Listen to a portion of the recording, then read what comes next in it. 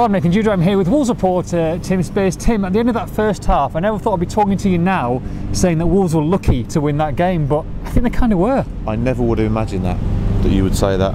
Really? Did you think my intro? Is that the best you got? I had 10 minutes to work it out, yeah, right, that's what I've got. Yeah, we were kind of shaping up for quite a dull second half, really. And Barry Douglas was outstanding. I tell you what, Barry Douglas, if we had 11 Barry Douglases on the field... Well, they would have lost without Barry Douglas. 100%, absolutely, the assist king. So, yeah, absolutely. Yeah. There he is, it's Barry Douglas. Barry Douglas, ladies and gentlemen. Okay, mate, good to see you, man. We'll play. Cheers. See you later. Nice backpack. So you know, it was crazy. But I said, get the cigar out. 2-0 up, happy days. But it was just completely night and day. So I mean, they started the first half pretty sloppily, to be honest, and then they've done the same in the second half. But this time there's been consequences in the form of a goal and quite a few chances. I mean, but they were masters of their own downfall, really. For me, lots of sloppy passes, lots of poor clearances. Yes. And they were inviting pressure onto them, and QPR just kept coming back and coming back. So a better team would have got a point, I think. And you know, you got last minute drama clearing off the line. Ruddy's made a couple of good saves. So yeah, they were. I think they were probably just about worthy of the 3 points. Steady on. No. I think they were lucky to win.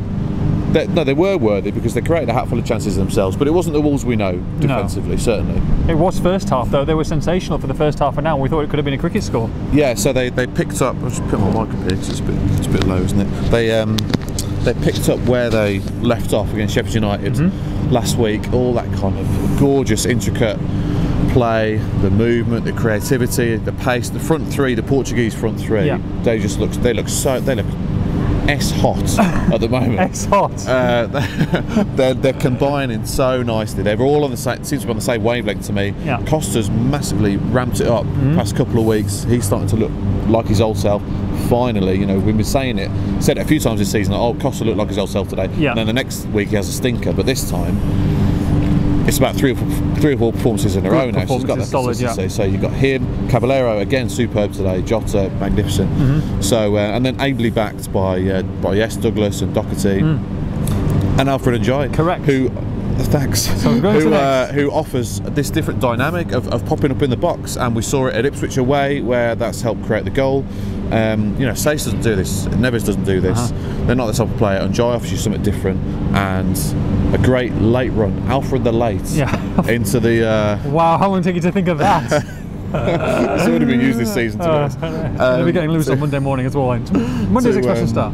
Pops up in the 6-yard box, turned up Caballero's cross, 2 assists for Caballero today. So yeah, the first half, I was going all guns blazing. I was going all you know, I can't all say that. All that jazz. Yeah, in the press box, absolutely loving it. It was magnificent first half performance, and you're expecting either a repeat or a dull second half. Yes. But yeah, we just didn't get it. Yeah, and I mean when they scored, fair dues to Queen's Park Rangers there. They really came back, because a lot of other teams would have just said, oh, this is going to be 3 or 4, and they would just let it go. But they made changes. Ian Holloway made changes, and it caused them problems. Well, as at Loftus Road, the introduction of beanpole frontman, big boy Matt Smith, 6 foot 6 inches. There's a lot of him, and he came on as he did at Loftus Road and changed the game and started cause Wolves all kinds of problems. It's difficult.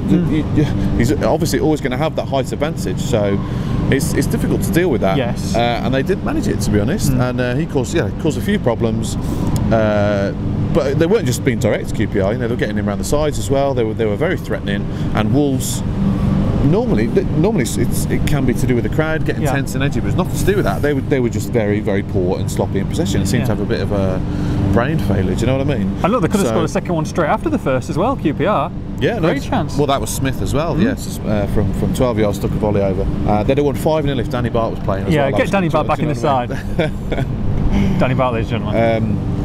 So uncharacteristic. Yeah. But at the end of the day, all that matters is the 3 points. Yeah, absolutely. And also all that matters is that Derby drew in Norwich today.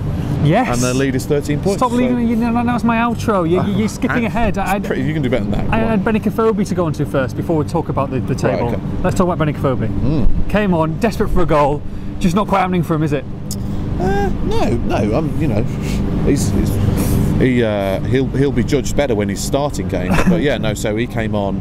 Bonatini injured today, not involved, so Yes. it's Fobi's first one to come on. I thought, do you know, I look at it a different way. I look at it as him getting in great positions, to be honest, and he looks full of vitality and energy and enthusiasm. Obviously, very keen to score. Maybe trying a bit too hard. Yeah. Certainly in a couple of cases. So you had he had 2 or 3 chances. Once he links with Morgan Gibbs-White, who I thought was excellent. Gibbs-White just shows such confidence. He nutmegs that player. You know, he's got gumption. Do you know what I mean? He really adds something. Really You tell him Nuno likes him because he wouldn't trust him in these situations if he didn't rate him. The match was falling apart at 2-1, and suddenly he sends on Gibbs-White. Yes. It's a huge show of faith. And we saw Lambert do that on his debut when he was 16, and they were backs to the wall at Stoke away in the FA Cup. Do you remember? And Gibbs-White came on then. So they're clearly, that's 2 managers who have got no problem with his mentality, so to speak, and the fact that he can handle the occasion. So he was great. Afobe, like I said, getting in great positions. Steered one wide from 6 yards when he should have scored. Then there was one when he was 18 yards out, and he's the worst touch you've seen of the season. He was free to shoot at that point. Yeah, and then another one, like I said, a header wide from Gibbs-White's cross. But I look at it as he's getting in great positions, and because he's Benik Afobe, he will score soon. Hopefully sooner rather than later. Yeah, Pete said that. I mean, like I say, they've got to play better because in the Premier League next season, I've got to be a bit quiet because I'm criticised. But if in the Premier League next season, they will get punished and they will not just draw that game. They'll end up losing a lot of those games. I said if. That's what I said. Yes. So and by better teams in this division, QPR are one of the worst. Well, one of the most inconsistent teams in this league. They've caused Wolves problems before. But a better team would have won or drawn that game today. So. It was weird because they were still creating chances in that second half. Jota had a couple as well. They were still looking good going forward. The subs had the desired impact, but it was just the back three just couldn't handle Smith. Unjai got his goal, but he had a poor game. Kept giving the ball away, and QPR would break quickly from midfield. So, like I said, they weren't themselves today. But at the end of the day, they've won 3 in a row and they're 13 points clear. So. 13 points clear, and then they've got another week of rest now.